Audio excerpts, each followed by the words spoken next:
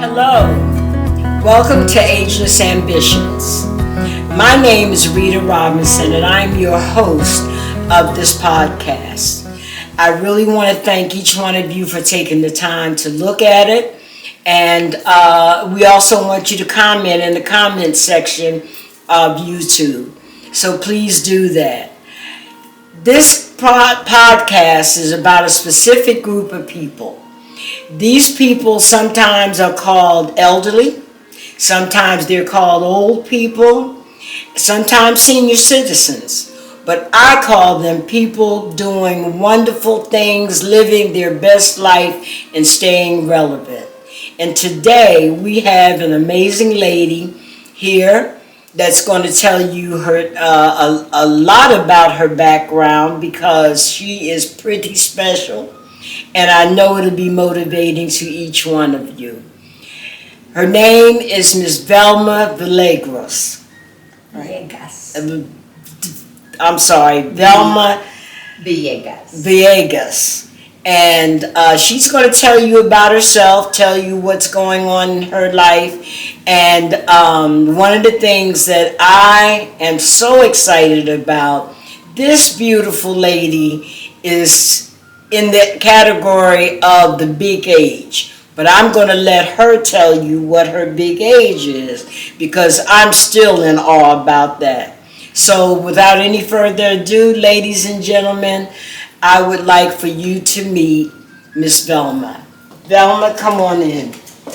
Good morning. Good morning. So good to see you. Good to see you And too. thank you for taking the time and being on the podcast. You're very welcome. It's an honor to be here. And the honor is all mine, because I know you're a busy lady. Have a seat. Thank you. I know that you're a busy lady and that you have so many things that's going on. What I want you to do first, tell them your age. Well, officially as of December 17th of this month, I turned 85. 85. Did y'all hear that? 85. This beautiful lady turned 85. And this is what I would say, 85 years young. Well, thank you. 85 years young. You are Thank you, absolutely gorgeous. Thank you, Rita. And as long as I've known her, she has always been so elegant, Oh. so put together, and I always felt that we had a connection. Yes. In one way, somehow or another, I felt that there was always a connection between us. And here we are together today, and you're on this podcast. During this beautiful holiday season. That's right. Everybody's That's enjoying. right. Yes. Do me a favor and give them your background. Okay. My background starting when I was a child? In your working background. Okay, I'll give you some of my work experience background. First of all, I'm an educator. Okay. I believe in education with strong passion. Yes. So I worked in the education field for almost 53 years. Oh my goodness. But of course, doing different things. Different things, yes. So at the present time, I'm retired. But I still do consulting for boards and things that sometimes when they call me, or groups of people that need facilitation in creating a strategic plan or doing other things that are helping their system. I do that sometimes not as much as I used to, because I do like to spend some time with family and traveling and doing other things that I enjoy. Speaking of family, how many children do you have? Grandchildren, great-grands?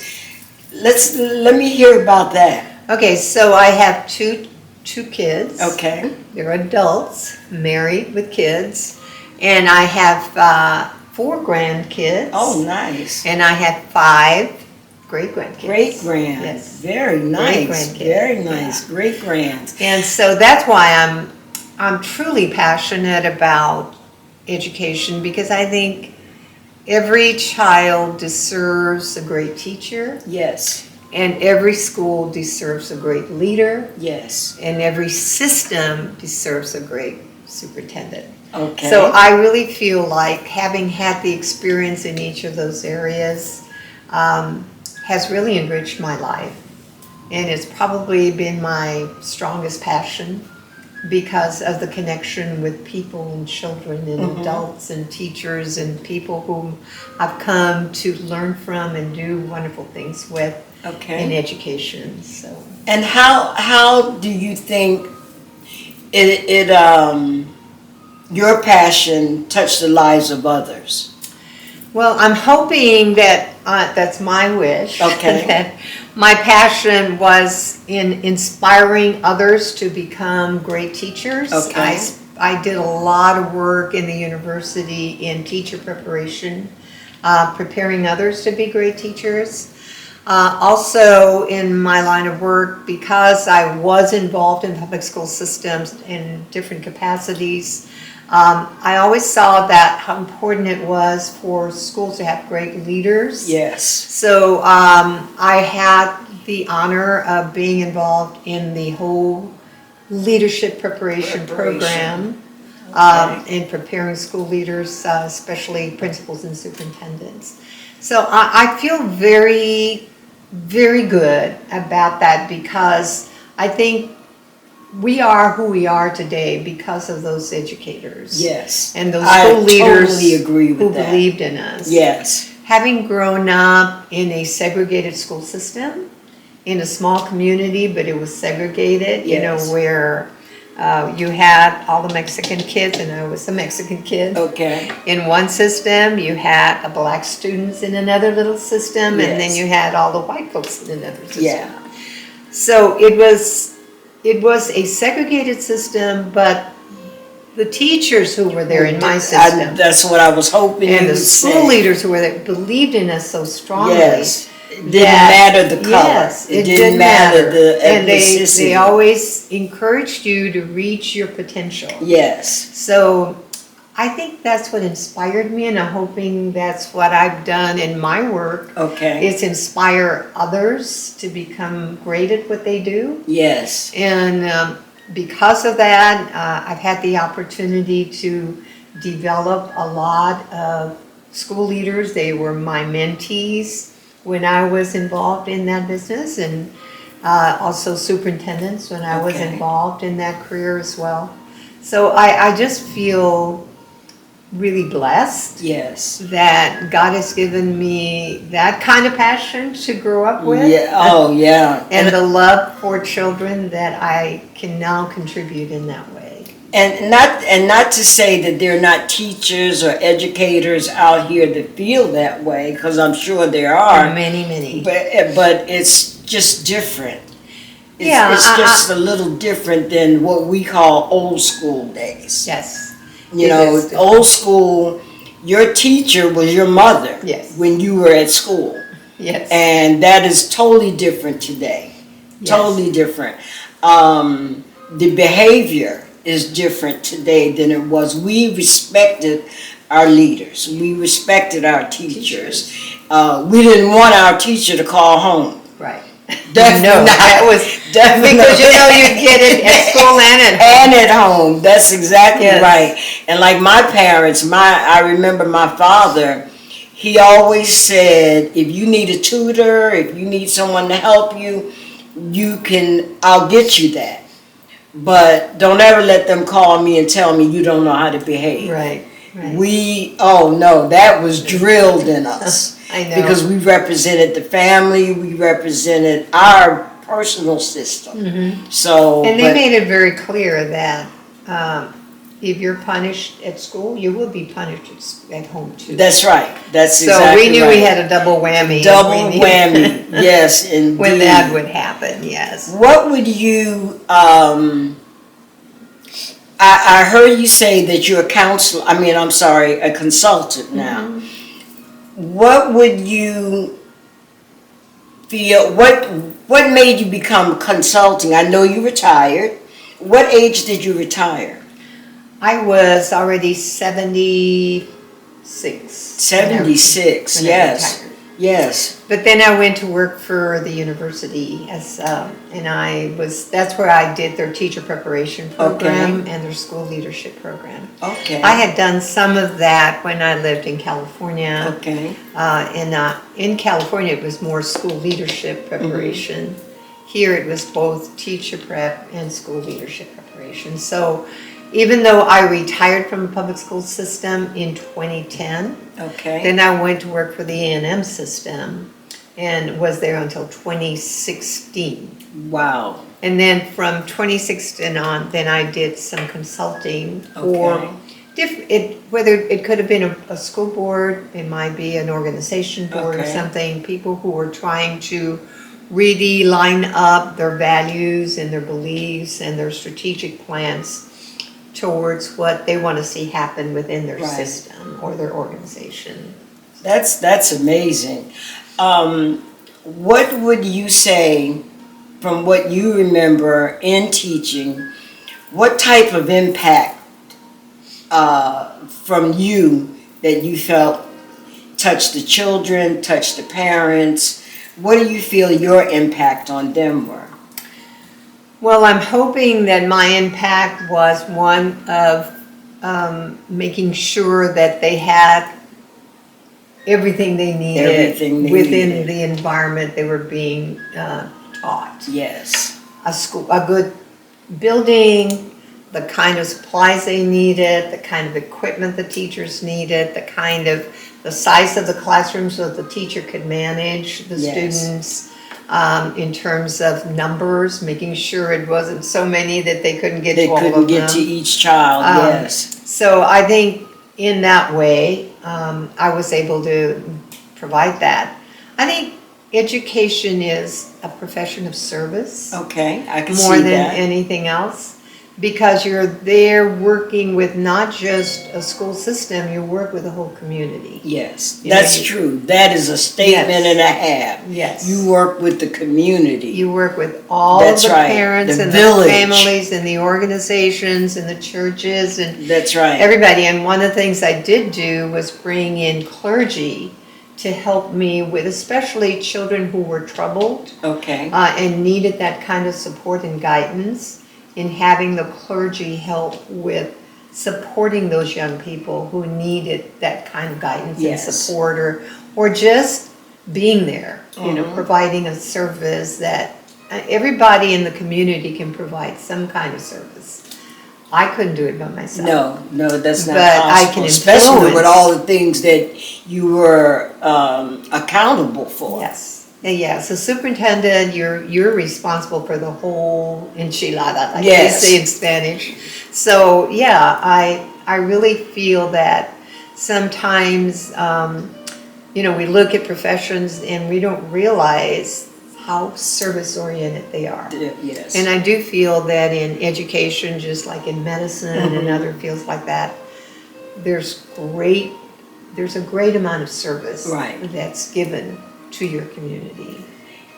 Now that you are more so a consultant, what would you tell the young Velma? What would you, if you had it all over to do again, and would I do the same thing? Yes. What would you tell the young Velma? You know what's interesting is actually when I was growing up, I loved to sing and dance. Oh, really? So I always thought I was going to be on stage somewhere. Nothing wrong with that. Well, what's nice, it still gave me the opportunity to do things like that, but in a different way. Yes. So like when I was in California for a while, I worked with the migrant program as the director. And one of the things that was a void there was a lot of children's songs in Spanish. So I created, the songs and packaged them together so that all children who were in the migrant programs in California had access and the teachers could use them in their classrooms. Wonderful. So I got to use my voice that way. Okay. And I didn't get to use my dancing that much because life happens. but I love to dance. So. You always reminded me, like, I felt like you must have known ballerina or something. Yeah, I did take dancing lessons in Ballet is what, when I first lessons. met you, I thought she probably did ballet in her time. When you're very young. Yeah. You kind of grow up with that. But I didn't realize that that you were a dancer and that you loved to dance, or a singer. And that's amazing. The other thing that I felt very proud about in my young career, when I was first teaching, I was in a school system that was very poor. Okay. Right? So we didn't have all of the bells and whistles that come with systems that have a whole lot of money. So our parents had to work very hard, or the parents had to work very hard to provide their children with what they needed in uniforms and things like that, or lessons or things like that. So I decided that we were going to, in my little school system, create a dance drill team. Oh, wow. It allowed me to put on my dancing skills. Dancing, yes, your dancing skills. And so I started the dance drill team. These were 30 young ladies that auditioned for that. Most of them had never had a dance lesson in their lives, but they became a powerful dance drill team. Oh my goodness. And so I was very proud of that. You should have been, especially definitely. In our community, we didn't have access to a lot of those kinds of options, or money to be able to take dancing and things like that. For many of the young people, they didn't have that. So it was a way in which I could still use my passion for dancing and help 30 young girls become highly skilled in the way they perform. So that was amazing. Exciting time. That's something to be proud of. Oh yes, that really is. That's something to be very proud of. You have done so many things in the educational world. With teaching. Consulting with them and creating programs, and also being a superintendent of schools, and the list goes on. Yeah. The list goes on. And now you're 85 years old and you're still consulting. That is major. That's being relevant. Yeah. That's what I call definitely being relevant. That's for sure. Where do you see the future? Well, I'm hoping God will give me a few more years. Okay, because it doesn't look like you're trying to stop. I'll be honest with you. And when He does, I want to continue to be of service in whatever way I can be. Okay. I think that's important for a person. You have Yes. to feel like you're leaving some kind of legacy about what you believe in, and Yes. what you want others to be able to aspire to become or do. So I'm looking forward to continuing in any way some kind of public service. Okay.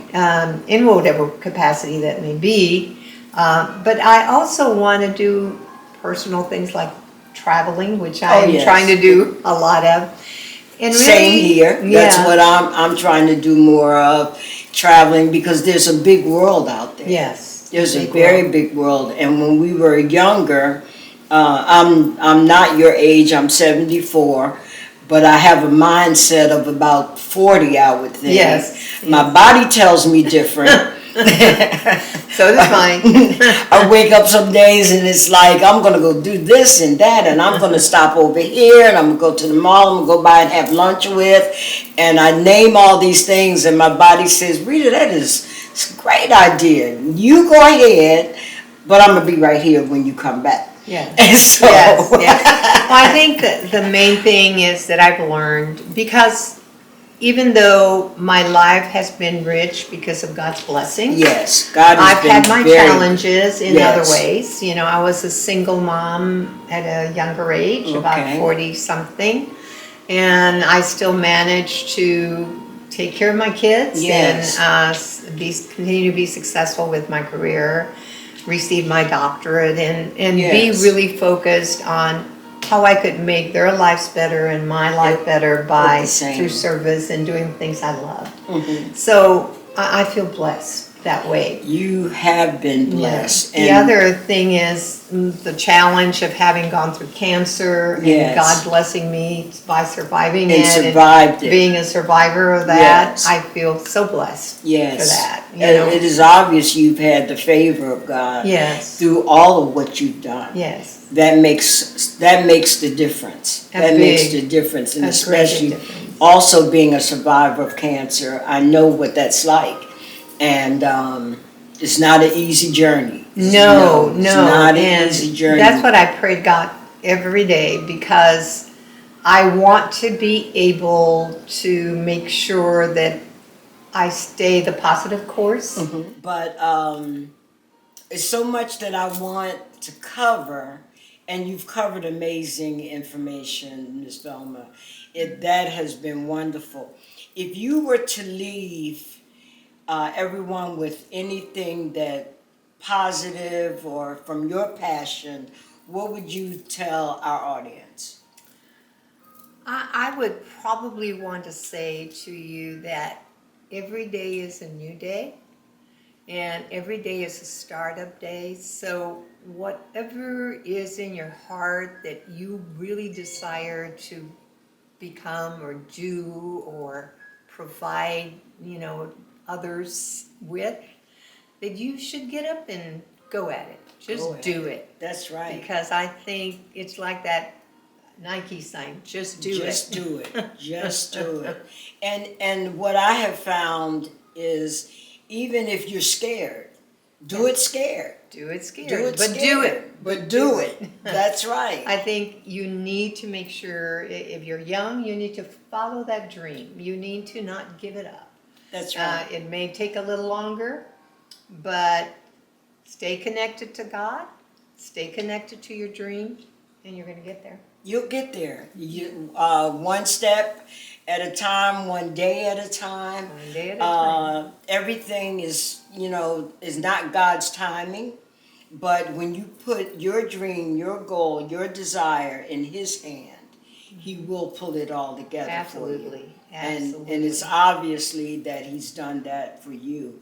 It's obvious to that. And I thank Him every day. Every single day. Well, it shows. I mean, God has kept you. 85, He has. And you look and carry yourself the way you have. He has truly kept you. Thank you. And I am so honored to have you on the podcast. Thank you so much. I know that you will be a blessing to many. I have no doubt about that, Ms. Velma, because you've been a blessing to me. Just hearing your story, hearing the things that you've done. I mean, you've done things that 20 people need to do. You break up everything that you've done and give it to 20 people. Yeah, there's a long story there over 85 years.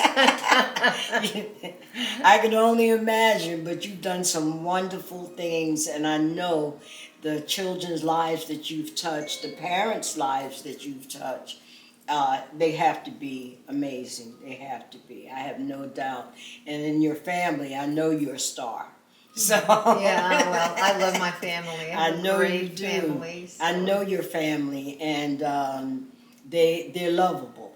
Yes, they're definitely they lovable. Are. They're very lovable. And when we first met, and I got to know your family, it's truly been a blessing to me as well. Thank you, Rita. Definitely. Thank you so much. I want to thank you for coming. I can't tell you how much I appreciate it, and I know you're going to touch the lives of others even now. I have no doubt about that. And so keep doing you, keep consulting, keep servicing, keep giving that passion, Living the passion. that beauty, that joy, that energy that you carry. Keep giving it out. Thank you. I thank God He allows me to do That's that. exactly right. Well, thank you for coming. Thank you so And much. Happy Thank New you Year for to Happy you. New Year. We're going to have a 2026 that's going to be great. It's going to be wonderful. Yeah. I'm receiving that, and I believe that. I do too. So I you do believe the too. same. Thanks Happy again. New Year, everybody. I know that you have been blessed by this interview. I know that it'll be one that you won't forget. Someone 85 and still being relevant, like Miss Velma is, not has been, but is. And because I want you to remember something, what you are is your gift from God. What you become is your gift back to Him. So go out today and do something special for somebody. Be a blessing to someone. Say something joyous to lift up someone's spirit. And continue to love yourself, love God's people, and watch Him work. See you next year, 2026. God bless each one of you and have a wonderful, wonderful 2026. I hope it's one of the best ones yet. Everyone take care. I